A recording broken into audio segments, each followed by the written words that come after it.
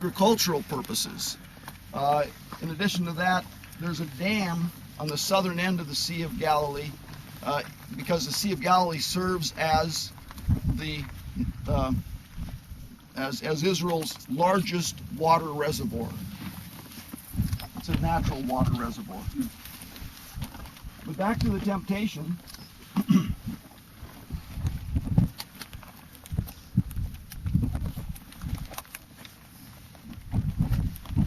Matthew chapter 4.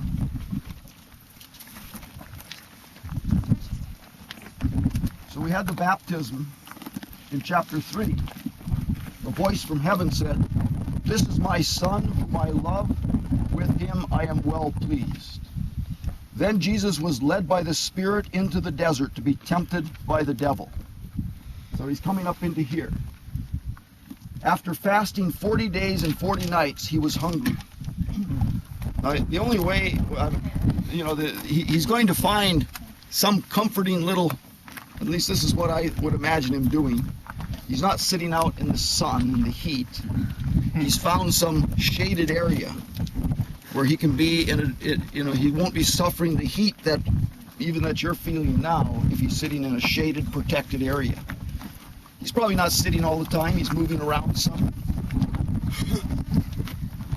I've done the Jericho-Jerusalem walk. I've tried to do it in the canyon.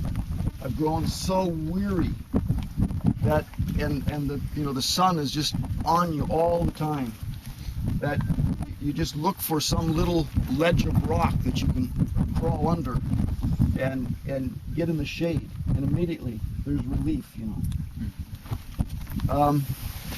But Jesus was led into the wilderness. After fasting 40 days and 40 nights, he was hungry. The tempter came to him and said, "If you are the Son of God, tell these stones to become bread." It's very, very graphic here as you look at all these broken chunks of limestone laying around. Jesus answered, "It is written, man does not live by bread alone, but by every word that comes from the mouth of God."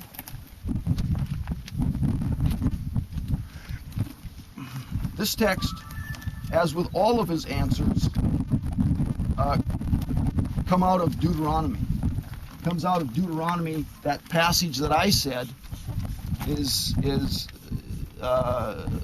like Israel's field manual for living in the land. 6 to 11. Yes? I have a question on this temptation. Jesus was tempted here from a stone to bread and then taken to the pinnacle. Would they have walked, or what? We have no way of knowing. The text doesn't tell us how that takes place.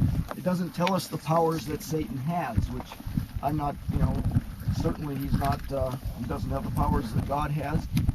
But I could see it as potentially a movement in spirit. Maybe there is an actual physical move, lifting up and setting here.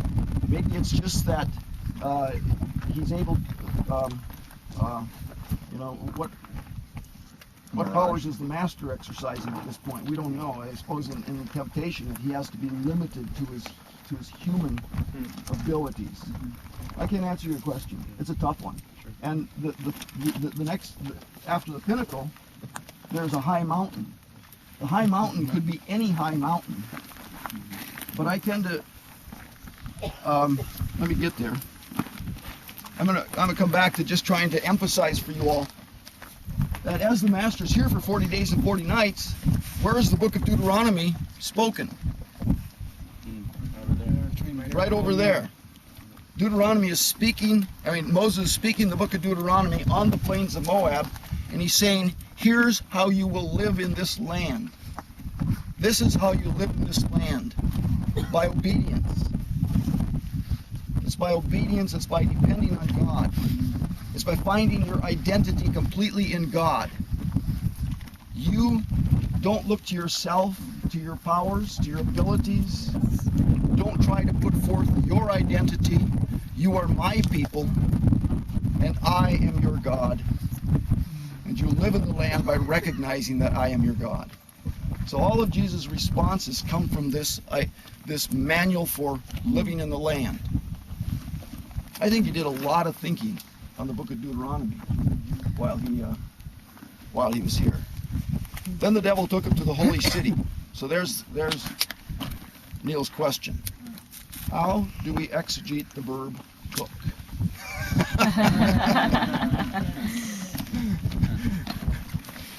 He took him to the holy city and had him stand on the highest point of the temple.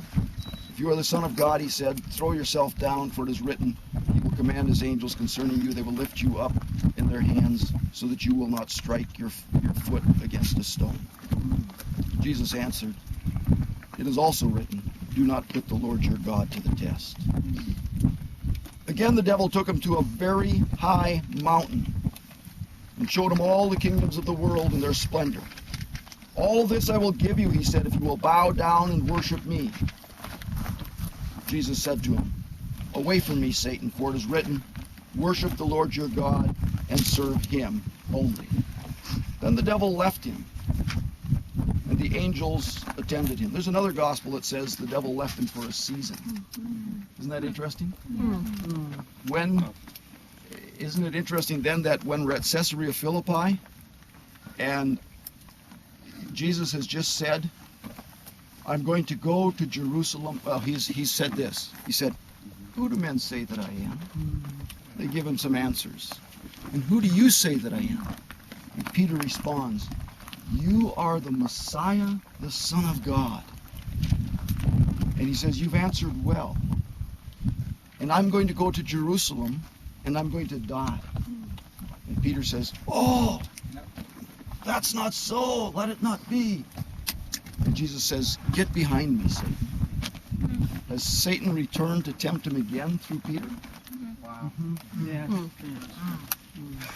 That's good. That's good. Yeah. Then we have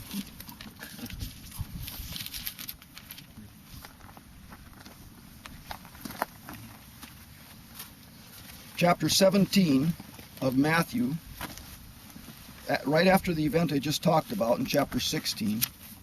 After 6 days, Jesus took with him Peter, James, and John, the brother of James, and led them up a high mountain by themselves. I put the Transfiguration on Mount Hermon, far to the north. And I'm wondering if this very high mountain of chapter 4, Satan took him to a very high mountain, isn't Mount Hermon. From Mount Hermon, you can look down on the kingdoms of Damascus. In those days, you'd be looking down on various kingdoms spread around there. This is right down below us is where the Eastern Mediterranean world passed from the hands of the Ptolemies into the hands of the Seleucids in 198 BC. This is the place to see the powers of the world. I don't know. Ben mentioned that he'd done some reading, and in the reading they'd suggested that looking out over the Jericho plain you could see the powers of the world. You can certainly see people desiring to possess Jericho. You can see those who have come from Transjordan down into the Jordan Valley, so that's a possibility too. You know, we're making guesses, but these are some of the joys of studying the biblical text. Is there are ambiguities, and we need to reflect on the text and think of the possibilities and try to recreate the situation. And you know, sometimes we want everything solid and hard, like a theology book. But I don't spend much time in a theology book. I enjoy the stories. I enjoy the way God presented it to us. And you have to think with it and work with it.